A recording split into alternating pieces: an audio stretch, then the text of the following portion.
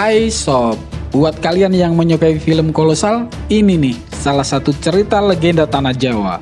Film dengan judul Angling Dharma ini bisa mengaduk emosi kamu sob.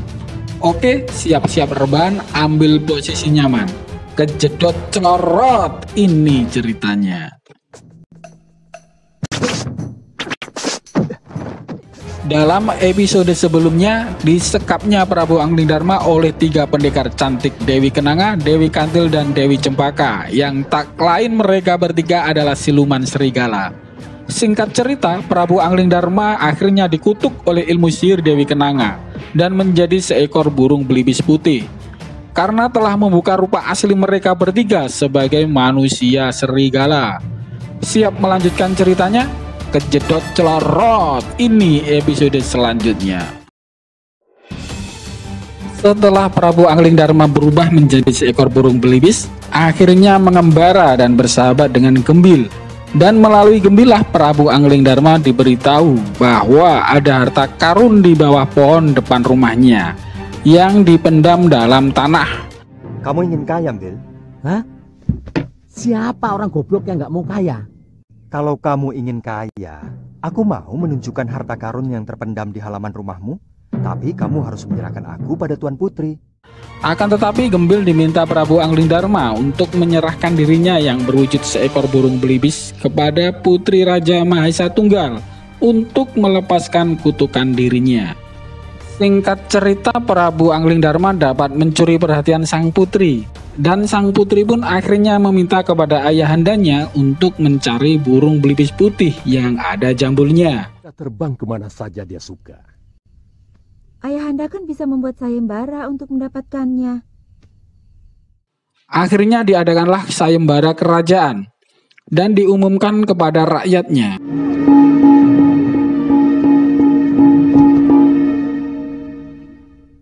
Wara-wara tita, barang siapa yang bisa menangkap burung belibis putih berjambul yang pandai bicara, maka Baginda Prabu akan menganugerahkan hadiah besar. Bahwa barang siapa yang dapat menangkap dan memberikan belibis putih itu kepada sang putri, maka akan diberi hadiah yang besar. Dan barang siapa yang sengaja menyembunyikan burung belibis putih itu, maka akan mendapatkan hukuman yang berat dari istana. Berita sayembara itu terdengar oleh bapaknya Gembil dan selanjutnya menyampaikan kabar itu ke anaknya agar mendapatkan hadiah yang diinginkan serta terhindar dari hukuman. Hah? Aku baru nemu ini. Aduh, ayo toh cepat. Si belibis itu dibawa, dipegangi. Ki, ada apa sih? Aduh, kamu nggak tahu. Nanti kita ke istana dapat hadiah. Namun Gembil yang sedang menggali tanah untuk mencari kotak harta karun yang diberitahukan oleh Angling Dharma tak begitu menghiraukan bapaknya. Malah pingsan ketika melihat isi dari kotak harta karun itu. Bapak Gembil yang bernama Samsul Gondo jelas heran dan mencoba memeriksa isi kotak yang digali Gembil. Dan ternyata malah ikut pingsan karena melihat isi kotak itu ternyata penuh dengan emas. Akhirnya keluarga Gembil memiliki harta yang banyak dan langsung memakainya beberapa perhiasan yang mereka dapat. Di bilik kamar mereka, Samsul Gondo atau babaknya Gembil kembali menceritakan kepada Gembil tentang apa yang dia dengar perihal sayembara istana siang tadi. Akhirnya Gembil bersedia menyerahkan burung belibis putih kesayangannya kepada Tuan Putri Raja. Masuklah mereka ke dalam istana dan menghadap sang Raja Mahesa Tunggal beserta putri dan permaisurinya. Kemudian diserahkan burung belibis putih milik Gembil kepada sang putri dengan syarat agar Gembil diperbolehkan 1 bulan sekali menengok sahabatnya, yaitu burung belibis yang sekarang dimiliki sang putri. Selanjutnya dalam bilik kamar sang putri yang tak lain bernama Dewi Sekarwangi, belibis putih itu menceritakan mengenai Angling Dharma yang merupakan sahabatnya. Diceritakanlah bahwa Angling Dharma kehilangan permaisurinya karena telah melakukan ritual pati obong. Beliau berkelana karena kematian permaisurinya. Oh, kenapa dia tidak beristri lagi? Tentunya banyak wanita cantik di negeri Malwapati. Sementara itu suasana di Padepokan Sugaluh. Keadaan hati Dewi Sintawati semakin merana karena semenjak suaminya Empu Mahasyura menikah lagi dengan Nila Saroya. Dalam pikiran saya untuk bunuh diri. Sejak mengawini Nila Saroya, hampir tidak pernah Kakang Mahasyura mendatangi saya. Kini suaminya jarang menjenguknya, apalagi kini Nila Saroya sudah mengandung. Semua isi luka hatinya Dewi Sintawati menceritakannya kepada pembantunya yang bernama Gramyang. Dari sinilah nanti malapetaka di Padepokan Sugaluh berawal. Sudah tidak tahan, Gramyang. Apalagi semenjak Saroya hamil. Lebih baik tunggu sampai pikiran guru menjadi jernih kembali. Pembicaraan Dewi Sintawati dan abdinya Gramyang didengar dan dilihat secara diam-diam oleh adik Empu Mahasyura yang bernama Darpasyura. Maka drama keji fitnah pun dimulai. Sementara itu di kediaman Empu Mahasyura bersama Nila Saroya istri keduanya, mereka sedang berbincang-bincang. Terus terang, dari Ninilah saya mengharapkan anak laki-laki yang begitu saya dambakan. Nila Saroya mengungkit kembali tentang kekejian Sidamanik terhadap dirinya, agar suaminya ikut membalaskan dendam kesumat dirinya. Empu Mahasyura membagi cintanya lebih kepada Nila Saroya, yang kini telah mengandung calon bayi yang diharapkan dapat meneruskan Padepokan Sugaluh miliknya. Sedangkan istri Dewi Sintawati tak dapat memberikan keturunan laki-laki untuknya. Lalu takut kemesraan ini akan berlalu. Bagaimanapun, saya hanyalah seorang madu. Nila, saya tidak pernah membedakan antara istri pertama atau madu. Apakah selama ini saya pernah memperlakukan Nini sebagai madu? Atau Nini menginginkan sebagai istri pertama? Semakin hari ilmu olah kanuragan Seliwa semakin meningkat, dan tanpa diduga oleh Empu Mahasyura sendiri bahwa ternyata Seliwa pun mampu menguasai ilmu dasendria yang selama ini ia dambakan. Seliwa ternyata telah mampu melakukan ilmu dasendria. Benar-benar anak ajaib. Sementara itu, keadaan di istana milik Raja Mahesa Tunggal terlihat seorang wanita yang membawa dua orang laki-laki yang mengaku mereka berdua sebagai suami dari wanita itu. Sejak kapan suamimu tiba-tiba jadi dua begini? Beri markayangan. Oh alah Kakang, untuk calon anakmu ini loh. Apa Kakang tega kalau nanti anak kita suka ngiler? Raja Mahesa Tunggal pun heran dan meminta wanita yang menghadapnya itu untuk menceritakan kejadian sebelum ketika ada dua orang laki-laki yang mengaku suaminya. Kemudian wanita itu menceritakannya kepada sang raja.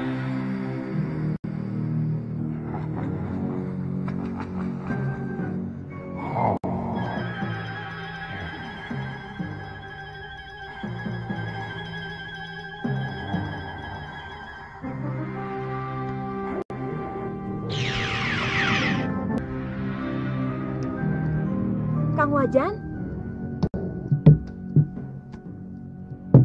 Loh, kok balik lagi? Sarang tawon kan hal yang sepele. Pohon pandang.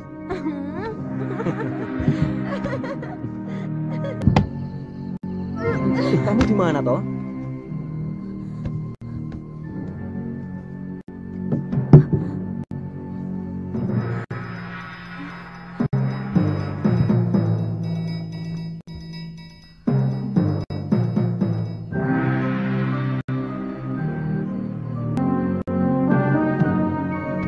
Siapa kamu?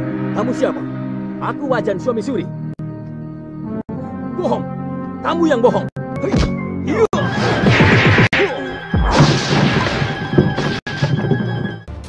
Dan akhirnya setelah mendengarkan cerita wanita yang menghadap itu, burung belibis di pangkuan sang putri yang tak lain Angling Dharma meminta sang putri untuk memberikan pembuktian. Ampun Romo Prabu, hamba tahu siapa suami ibu itu yang asli. Sekarwangi, ini masalah keadilan. Kamu jangan main-main. Hamba minta disediakan kendi. Jika kedua laki-laki yang mengaku sebagai suami wanita itu salah satunya dapat masuk ke dalam kendi, maka dialah suami yang asli dari wanita itu. Siapa di antara kalian yang bisa masuk ke dalam kendi ini? Dialah suami yang asli. Jika kedua laki-laki yang mengaku sebagai suami wanita itu salah satunya dapat masuk ke dalam kendi, maka dialah suami yang asli dari wanita itu. Setelah salah satu dari keduanya dapat masuk ke kendi, maka sudah dapat diketahui bahwa yang masuk ke dalam kendi itu berarti suami yang palsu.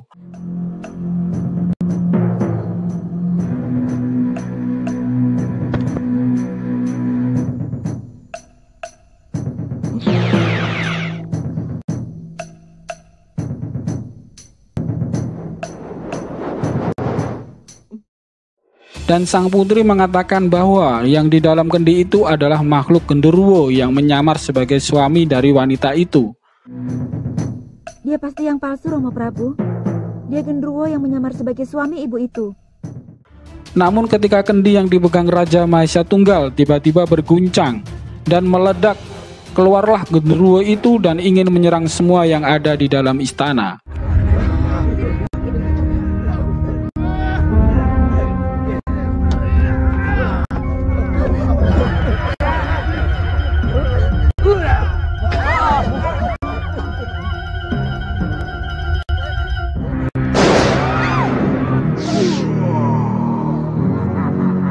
Ketika semua panik, Angling Dharma pun turun tangan dan melawan genderuwo sampai keluar Paseban.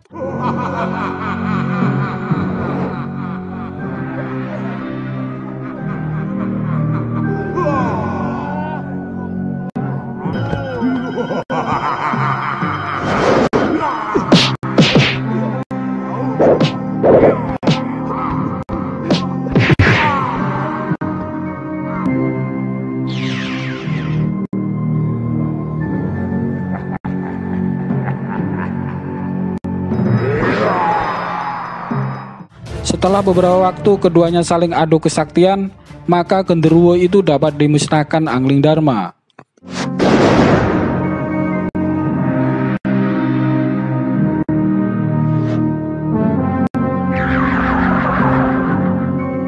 Namun kejadian itu membuat Dewi Sekarwangi pun menuduh kalau Angling Dharma menipu dirinya.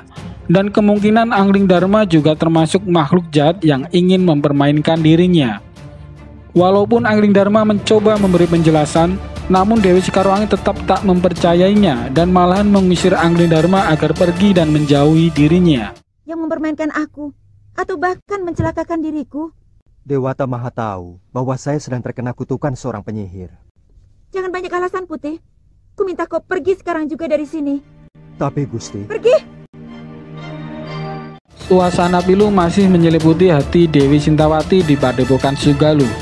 Dewi Sintawati membagi kesedihannya kepada putrinya Galuh Parwati dan Suliwa. Namun secara mengejutkan Galuh Parwati bertanya kepada Dewi Sintawati yang tak lain adalah biungnya sendiri. Apa yang kamu dengar? Terus terang, saya tidak tahan mendengarnya, Biung. Semua murid Padepokan menggunjingkan Biung telah berselingkuh dengan Gramya. Jagat Dewa Batara. Terkejutlah Dewi Sintawati dan seakan tak percaya apa yang dia dengar. Dewi Sintawati pun meminta keduanya untuk tidak mempercayai berita itu dan meyakinkan keduanya bahwa tuduhan itu tak benar. Dia pembantu rumah kita. Mana mungkin Biung berselingkuh dengan orang yang derajatnya lebih rendah dari Biung sendiri. Galuh pun menceritakan bahwa berita tuduhan perselingkuhan biungnya itu berasal dari pamannya sendiri, Darpasyura, yang tak lain adik kandung dari Empu Mahashura sendiri. Kemudian Dewi Sintawati pun memberitahukan kepada putrinya Galuh Parwati bahwa pamannya itu memang sudah tak lama suka dengan biungnya, karena pamannya menginginkan bahwa Empu Mahashura mau mengawini saudara dari istri Darpasyura sendiri. Apa salah saya? Tiba-tiba datanglah utusan dari raja mengagetkan Dewi Sintawati, Galuh Parwati, dan Suliwa bahwa utusan itu ingin menghadapkan Dewi Sintawati kepada raja untuk disidang atas perbuatan perselingkuhannya. Saya tidak pernah melakukan perbuatan hina itu. Nyai bisa menjawab semuanya di hadapan Adiaksa. Biyung! Galuh Parwati berusaha mencegah para utusan membawa biyungnya. Tapi tiba-tiba pamannya yang tak lain Darmasyura mendatanginya dan mengatakan bahwa boponya atau Empu Masyura mengetahui berita perselingkuhan biyungnya. Galuh Parwati pun tetap tak percaya apa yang dikatakan pamannya. Memfitnah Biyung. Biyung, jangan pergi, Biyung. Biar Galuh. Biar pamanmu dan perempuan itu puas. Dari dulu kamu memang belum puas memfitnah aku, Darpa. Bawa dia. Jalan. Ayo. Jalan. Berlari dan sambil menangis, Galuh Parwati mendatangi kediaman boponya dan memberitahukan kejadian yang menimpa biyungnya di Padepokan Sugaluh. Namun Empu Masyura tetap menganggap bahwa berita perselingkuhan itu sudah meyakinkan dirinya karena diperkuat beberapa saksi yang ada. Galuh Parwati pun tetap meyakinkan boponya untuk menyelidiki dan tak langsung mempercayai berita itu sebelum menanyakan kepada Dewi Sintawati, biyung dan suami dari boponya sendiri. Ayo, Bopo. Dia dituduh telah berselingkuh. Bapak harus menolongnya. Apa pantas Bopo menyelamatkan istri yang telah berkhianat, menyeleweng? Mestinya Bopo yang menghukum biyungmu dan genaknya. Dan menurut undang-undang, Bopo jugalah yang harus menikamkan keris ke jantung Gramya dan juga biyungmu. Disinilah awal prahara dan malapetaka menimpa Padepokan Sugaluh. Seperti apa malapetaka itu? Tunggu di episode selanjutnya.